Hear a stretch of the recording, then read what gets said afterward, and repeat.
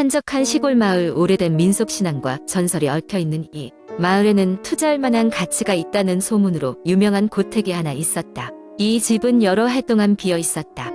그 이유는 이 집과 관련된 미스터리한 사건들 때문이라는 소문이 있었다. 아침이면 아무 일도 없었던 것처럼 보였지만 해가 지고 어둠이 깔리면 이상한 일이 시작되었다. 몇 년 전 이 집을 매입했던 사업가 김영준 씨의 이야기는 그 마을 사람들 사이에서 여전히 회자되고 있었다. 김 씨는 서울에서 잘 나가던 사업가였다. 그는 이 고택이 가진 역사와 잠재적인 관광 명소로서의 가치를 알아보고 큰돈을 들여 집을 매입했다. 그의 계획은 집을 호텔로 개조하여 사업을 확장하는 것이었다. 그런데 그가 이사한 첫날 밤부터 모든 것이 이상하게 돌아갔다. 첫날 밤 김 씨는 문득 차가운 바람이 불어 자신의 방 창문을 열어보게 되었다. 창밖에는 아름다운 전경이 펼쳐져 있었다. 그런데 유독 그날 밤은 달빛도 없었으며 나무들 사이로 뭔가가 어렴풋이 움직이는 것이 보였다. 김 씨는 피곤했던 탓에 그것을 동물이라고 생각하고 대수롭지 않게 넘겼다. 그러나 두 번째 밤이 되자 다시 차가운 기운이 방 안을 감돌았고 이번에는 귀에 익숙지 않은 노랫소리가 들려왔다. 마치 어린아이가 조용히 부르는 자장가 같았다. 김 씨는 그 소리를 따라 방을 나섰고 소리는 괴이할 정도로 점점 더 가까워졌다. 그가 소리의 근원을 찾으려 다가가자 소리는 피아노 소리로 바뀌었다. 집에는 피아노가 없었기에 김 씨는 불안함을 느꼈다.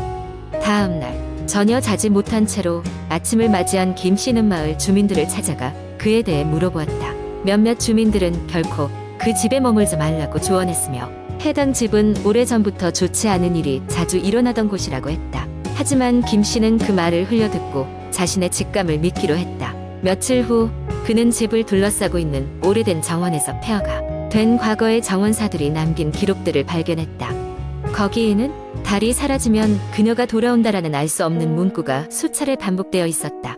그는 그것이 어떤 의미인지 아리송했지만 뭔가 짚히는 게 있었다. 또 몇 날 밤 동안 자다가 문득 깨어나면 피아노 소리가 들렸고 머리맡에는 꽃이 한 송이 놓여 있었다. 그 꽃은 이 지역에서 자생하지 않는 희귀한 난초였다. 김 씨는 점점 겁에 질렸고 이 집에 뭐가 있든 간에 그 실체를 꼭 찾아내고 싶다는 강한 욕망을 느끼기 시작했다. 결국 김 씨는 평소에 알고 지내던 심령 연구가 박지훈 씨에게 도움을 청했다. 박 씨는 즉시 마을로 내려왔고 그 집에서 밤을 지내기로 했다. 그날 밤 둘은 온종일 마당과 집 안 구석구석을 탐색하며 카메라와 소리 기록 장치를 설치했다. 밤이 되자 오랜 침묵 끝에 다시 소리가 들려오기 시작했다. 이번에는 단순한 피아노 소리가 아닌 다른 방에서 여성의 흐느끼는 울음소리 같았다. 박 씨는 즉시 장비를 통해 소리의 근원지를 찾아 나섰다. 그들은 집안에 숨겨진 비밀 공간을 발견했고 그 안에는 오래된 사진들과 함께 허름한 일기장이 있었다. 일기장에는 한 여성의 가슴 아픈 이야기가 적혀 있었다. 그녀는 이 집의 마지막 주인의 딸로 전쟁 중 소식을 듣지 못한 채 홀로 집에서 죽음을 맞이한 것으로 보였다. 일기 마지막 장에는 그녀가 자신이 사랑했던 모든 이들을 기다리고 있다는 내용이 적혀 있었다. 그들의 조사가 끝나기 무섭게 김 씨는 다음날 아침짐을 쌌고 다시는 그 집으로 돌아오지 않았다. 그는 사람들에게 그 집에 살게 되는 이가 있다면 그들의 이야기에도 귀 기울여야 한다고 경고했다. 그 이후로도 그 집은 계속해서 비어 있었다. 변함없이 해질 무렵이 되면 피아노 소리가 들려오는 집으로 전해 내려오며 마을 사람들은 여전히 그에 대해 말하기를 꺼려한다. 김 씨는 이 일을 통해 깨달았다.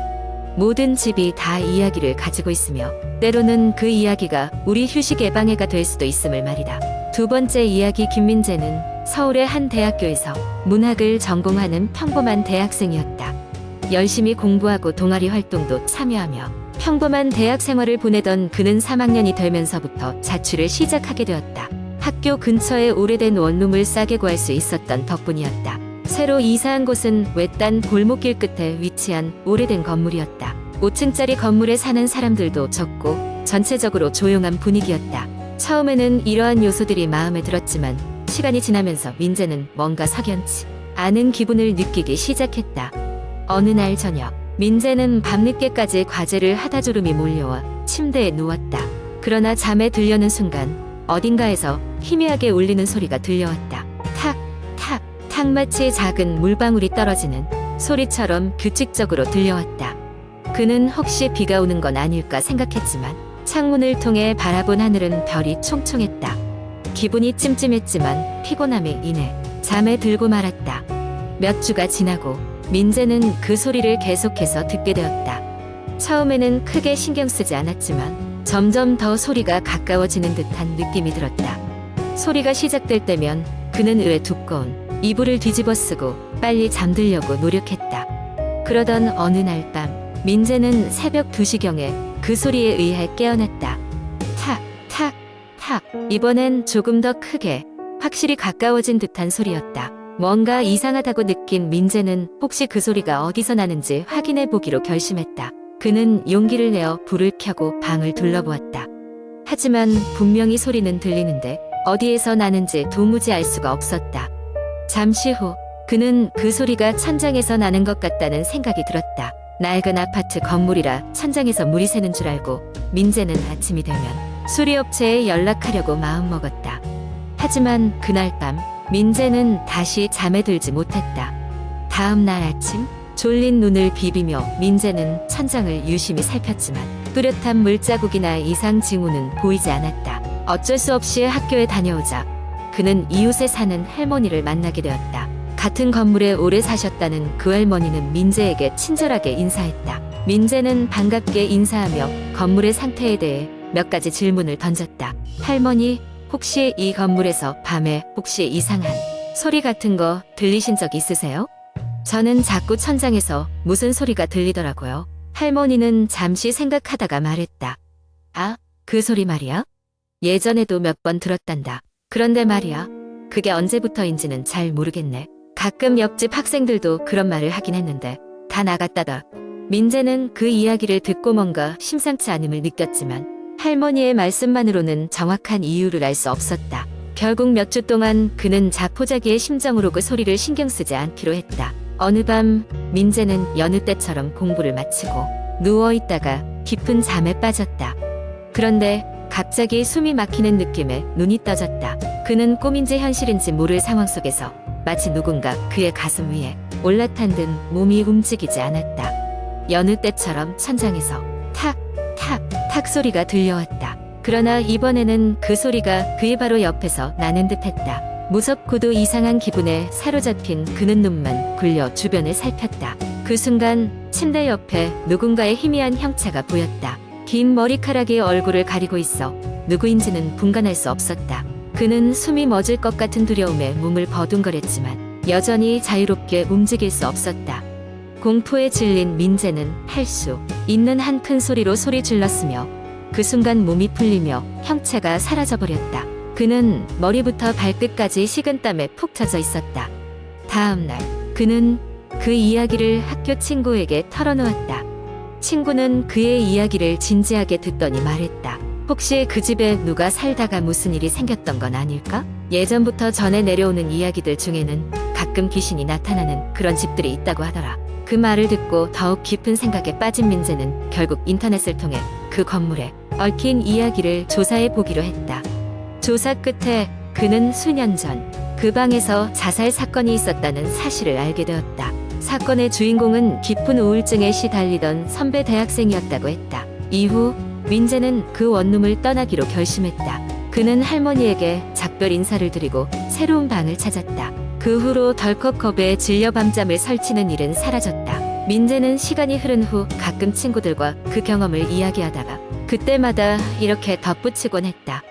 혹시라도 밤에 이상한 소리가 들린다면 그냥 무시하지 말고 한번 정체를 확인해보는 게 좋을 거야. 이 이야기는 인터넷의 다양한 공포 이야기에서 영감을 받아 작성한 가상의 이야기입니다. 세 번째 이야기. 몇 년 전 나는 아파트 15층에 있는 작은 원룸에서 혼자 살고 있었다. 그때 나는 직장에서 일을 막 시작한 상태였고 혼자 사는 것도 처음이었다. 바쁜 일상 속에서 혼자 사는 것이 처음에는 좋았으나 시간이 지나면서 밤이 점점 더 외롭고 공허하게 느껴졌다. 어느 날 회사에서 늦게까지 야근을 하고 집에 돌아왔을 때였다. 그날은 유독 피곤해서 몸을 겨우 침대에 눕히자마자 잠이 들고 말았다. 그런데 한밤중에 뭔가 이상한 소리에 잠에서 깼다. 마치 누군가 문 밖에서 속삭이는 듯한 소리였다. 정신이 완전히 몽롱한 상태에서 나는 그것이 단지 바람 소리라고 자신을 다독이고 다시 잠에 빠졌다. 다음 날 아침, 출근 준비를 하던 중 문 밖에 무언가 작은 쪽지가 떨어져 있는 것을 발견했다. 여기 살면 안 돼, 라고 짧게 적힌 쪽지였다. 장난이라고 생각하며 대수롭지 않게 여기고 쪽지를 버렸다. 그 후로 며칠간 아무 일도 없었고 나는 그저 피로한 상태로 지내는 날들이었다. 그런데 일주일 후 집에 돌아왔을 때 또다시 쪽지가 떨어져 있었다. 계속 머물지 마. 그 당시 나는 누군가의 장난이라고만 생각했고 경찰에 신고할까 생각도 했지만 그러기엔 증거도 없고 예민하게 구는 것 같아서 그냥 무시하기로 했다. 그러던 중 어느 날 밤 또다시 수상한 소리에 잠에서 깼다. 이번에는 문 밖에서 발소리가 나는 것 같았다. 소리는 매우 느리게 그리고 일정한 간격으로 들려왔다. 그 순간 온몸에 소름이 돋으며 공포가 엄습했다. 출입문을 경계하며 귀를 기울이자 소리는 점점 더 가까워졌다가 희미해지고 반복되었다. 온갖 방어 수단을 생각하며 누굴 부를까 고민했지만 그때는 이미 밤늦은 시각이었고 누구에게 연락하기도 쉽지 않은 상황이었다. 결국 아무것도 하지 못한 채 밤을 지새고 말았다. 아침이 되어 출근 준비를 하면서 문 밖을 확인해 보니 이번에는 마지막 경고라는 쪽지가 떨어져 있었다. 무언가 심상치 않음을 감지한 나는 경찰에 신고하기로 결심했다. 경찰이 도착했고 나는 그간의 상황에 대해 설명했다. 하지만 직접적인 위협이 없는 이상 경찰도 할 수 있는 것이 제한적이었다. 그래도 순찰을 한동안 강화해 주겠다는 말을 듣고는 내심 조금은 안심이 되었다. 그 후로 며칠 동안은 별다른 일이 없었고 나는 다시 일상으로 돌아갈 수 있었다. 하지만 그것도 잠시였다. 어느 밤 또다시 그 발소리가 들려왔다. 이번엔 문 앞에서 멈춰서 무언가가 문을 긁는 듯한 소리가 나기 시작했다. 두려움에 몸이 굳어버린 나는 기어들어가는 목소리로 누구세요? 라고 물었지만 아무 대답도 돌아오지 않았다. 용기를 내어 문을 확인하려 다가가는 순간 소리는 갑자기 멈춰버렸다. 문 밑으로 보이는 그림자도 사라져 있었다. 나는 다시 복도로 나가 보았지만 누군가가 있었다는 전조도 남겨져 있지 않았다. 다만 이번에는 피곤에 절어 잠을 잔 듯한 상태였다. 그날 이후 나는 결국 그 집을 떠나기로 결심했다. 직장에서도 사정을 이야기하자 다행히 눈 감아 주었고 나는 더 안전해 보이는 지역으로 이사를 갔다. 새로운 집에 정착하고 나서야 그 일들은 꿈같은 기억이 돼버렸다. 두려움이 사라진 대신 평화로운 일상으로 돌아올 수 있었다. 시간이 흘러 그 아파트에 대한 기억도 잊혀질 무렵 어느 추억의 자료를 정리하던 중에 발견된 신문 기사 한 장이 나의 눈길을 끌었다. 몇 년 전에 내가 살던 그 아파트에서 실종 사건이 연달아 발생했었다는 것과 그중 가장 최근의 사건에서 피해자의 물건으로 추정되는 쪽지들이 발견되었다는 내용이었다. 섬뜩한 느낌이 들며 나는 그때 내가 받았던 쪽지들을 떠올렸다. 그 무엇이 어떤 이유에서 나에게 경고를 했는지는 끝내 알 수 없었다. 다만 그것이 이유는 알 수 없었지만 나를 그곳에서 벗어나게 해준 것임을 그리고 무언가가 나를 지켜보고 있었음을 느끼며 소름이 돋았다. 그날 이후 나는 새로운 곳에서의 나날들을 더욱 소중히 여기며 살고 있다. 그리고 가끔씩 혼자서 밤을 보내야 할 때면 두 번 다시 들리지 않기를 바라는 익숙한 발소리를 경계하며 잠이 들곤 한다.